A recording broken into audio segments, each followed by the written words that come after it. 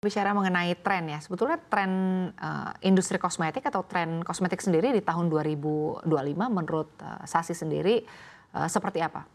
Oke, tren di 2025 itu pastinya kalau kita ngomong secara visual ya Mbak ya, bold makeup is back. Karena kan pop icon yang barusan Sabrina Carpenter membawa dengan Hollywood stylenya glam itu akan kembali lagi shimmer, glossy. That's why kita kemarin launching juga PhD Tinted Lip Balm yang sebenarnya itu juga glossy lip balm. Jadi juicy lips yang tanpa di filler ya, yang terlihat natural itu akan comeback. Lalu juga masih mengarah dengan brand-brand Korea atau adaptasi dari Korean Wave ini ya Mbak. Kulit-kulit skin yang glass skin, makeup look ya, terus wet look itu juga akan masih in, orang akan lebih taking care of their skin seperti itu.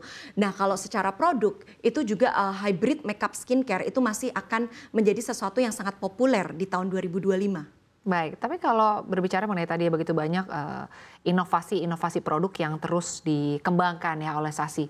Tapi kan kita juga melihat kompetitor juga pasti melakukan hal yang sama. Nah, apa sih sebetulnya yang membedakan Sasi dengan kompetitor-kompetitor khususnya mungkin produk-produk kosmetik ya yang ada di tanah air? Oke, nah mungkin gini, yang tadi pertama mungkin kuncinya adalah kan pastinya produk innovation yang terus menerus. Tapi again seperti yang Mbak Shinta bilang, semua orang juga mungkin bisa gitu ya berinovasi asal ada resource-nya gitu ya. Nah mungkin yang kita harus go extra mile itu adalah yang tadi saya bilang sempat adalah customer delight. Gimana caranya kita ini kalau kita ngomong ya, mungkin kalau patokan dari customer service yang baik kalau secara e-commerce itu saya ngelihat di US. US itu ada full refund untuk everything gitu ya. Terus basically mereka benar-benar merajakan customer. Nah sedangkan di Indonesia kadang kalau kita mau refund aja masih harus unboxing dan lala, sehingga kadang orang merasa oh kayaknya nggak usah deh saya komplain, karena kalau komplain itu prosesnya malah makin panjang seperti itu. Nah mungkin dari segi customer delight kembali yang tadi saya tekankan adalah jangan hanya mengejar customer satisfaction. Saat ini kita harus sudah mengejar yang namanya customer delight. Semua journey consumer di dalam check out produk kita itu harus diperhatikan, harus ada selalu wow factor, harus ada emotional engagement agar mereka itu repeat order. Itu yang mungkin bisa membedakan brand satu dengan yang lainnya ya. Mungkin sementara itu sih Mbak.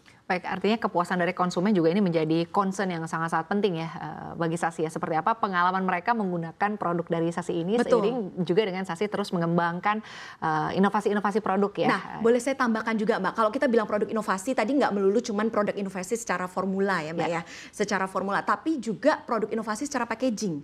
Packaging mana? Gini ya, sebenarnya kita itu kan di dunia packaging bisnis juga penting ya, karena sangat penting, apalagi wanita.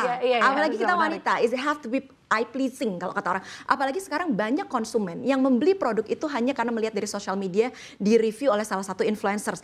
Jadi ornamen atau artifisual ini itu sangat playing the game. Banyak konsumen kita yang mungkin nggak kenal produk Sasi, belum kenal, tapi karena terlihat cantik nih, visualnya menarik, mereka akan beli, mereka akan mencoba, dan itu kan terjadi perkenalan di situ, Mbak. Jadi pastinya packaging itu sangat penting. Nah di situ gimana caranya? Ya kita harus elevate our packaging juga gitu ya. Ngomongin soal packaging ini menarik juga ya. Ini kalau industri kosmetik ini kan tidak terlepas dari bagaimana mempackage produk ini. Artinya ketika formulanya sudah bagus, ingredientsnya bagus gitu, lalu juga mungkin warnanya menarik. Ini packagingnya ini sejauh ini gimana sih kalau di tanah air? Ini apakah juga menjadi concern, dan dari sisi produksi nih seperti apa?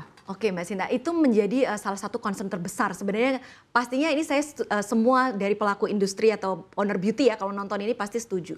Karena gini, kita punya keterbatasan terus terang di bidang packaging gitu ya. Terus terang kalau packaging sendiri di Indonesia itu memang resourcesnya masih limited. Sehingga banyak sering sekali ketika kita mau packaging yang unik, yang lain daripada yang lain, kita masih harus import. Itu tidak bisa dipungkiri gitu ya Mbak. Dan mereka mempunyai yang diimport sana itu mempunyai 100 macam packaging yang jauh lebih inovatif dan lebih cepat, lebih awet juga dan lebih awet juga durability-nya gitu. Jadi mau nggak mau kalau dari segi packaging itu memang agak sulit karena kita masih sangat terbatas. Tapi kalau dari segi bahan baku, raw material, formula, kita sebenarnya sudah cukup baik gitu Mbak.